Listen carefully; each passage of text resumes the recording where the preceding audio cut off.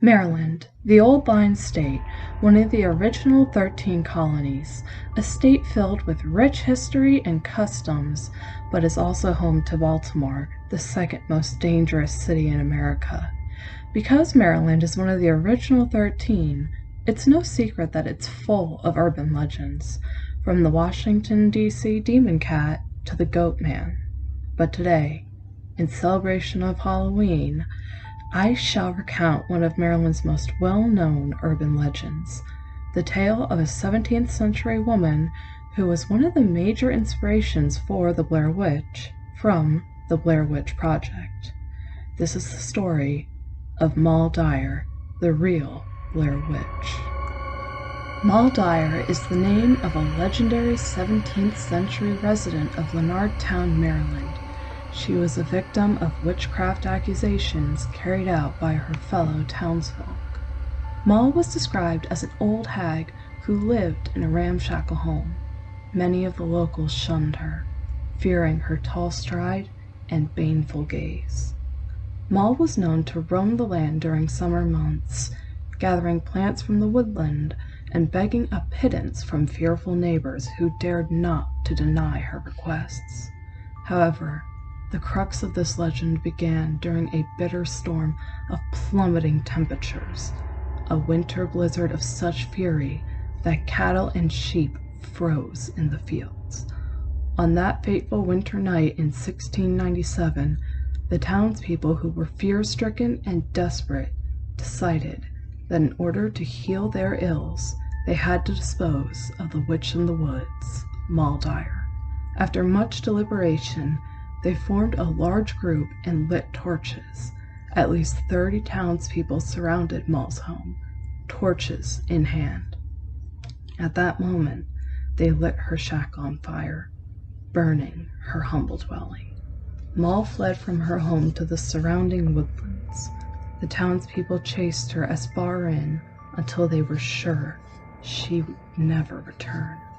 Satisfied with what they'd done, the townspeople returned to their homes, glad to have ridden themselves and the town of this witch responsible for their troubles. They were satisfied with the arson. In their eyes, Moll was far from an innocent woman. Several days had passed after the burning of Moll's home and her exile. A young boy was seen searching for lost cattle when he got the most horrific shock of his life. There, in the woods, he stumbled across the body of Moll Dyer. She was frozen to a rock in a kneeling position, with one arm stretched to the heavens as if cursing the townsfolk. Years after her death, families living in the area reported that fields planted near the vicinity of Moll's now charred home remained uncharacteristically barren. Crops wouldn't grow no matter how hard they tried. They believe she had cursed the land. That's when the rumors began.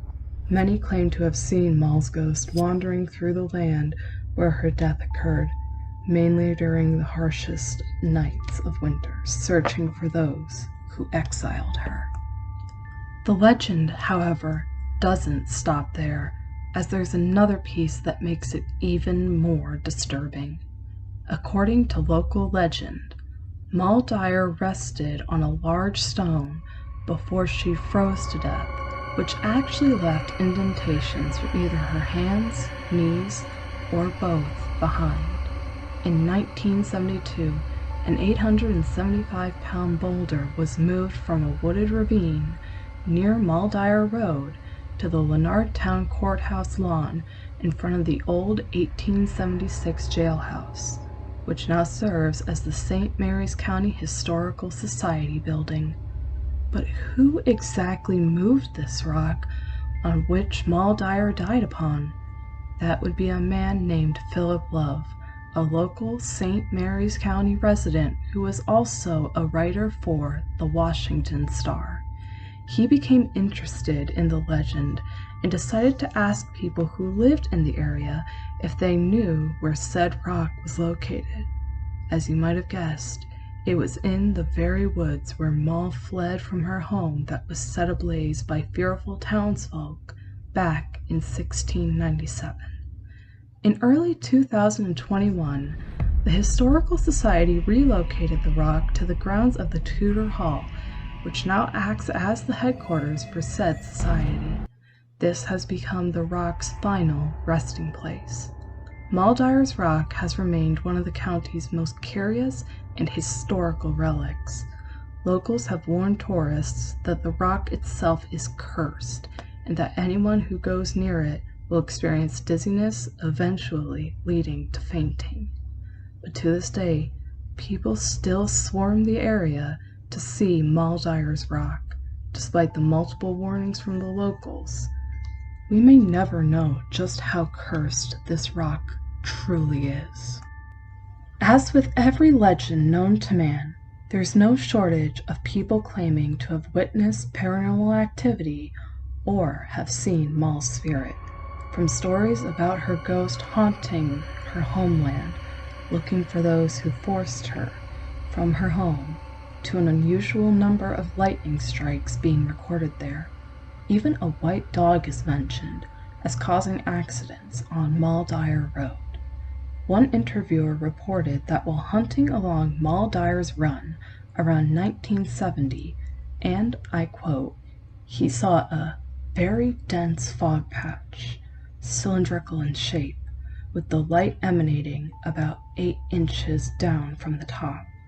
It crossed the stream and went east, moving across the wind instead of with it, then turned and went south. But what made it really strange was that it did it twice. I'm not saying that it was the spirit of Moll Dyer. I just don't know what it was." End quote. The story of Moll Dyer has survived for generations, though no historical records of Moll Dyer's existence have been found. Records from the colonial period are for some strange reason incomplete, and the county courthouse burned in 1831, so all early documents were ultimately lost in time. I'd like to thank you guys again for dropping by to hear my recounting of this amazing and disturbing urban legend. Now, I know some of you might wonder why I chose this legend, and also why I chose the state of Maryland as my main focus. Well, it's simple really. For starters, I live in the state of Maryland. Hell, I was born there a week before a major blizzard hit. As for this legend, well, Maryland is chock full of urban legends in general. As I've stated before, from the Washington, D.C. Demon Cat to the Goat Man. There are also other legends, such as Dead Man's Curve, Crybaby Bridge, and even a local cryptid not too far from where I live.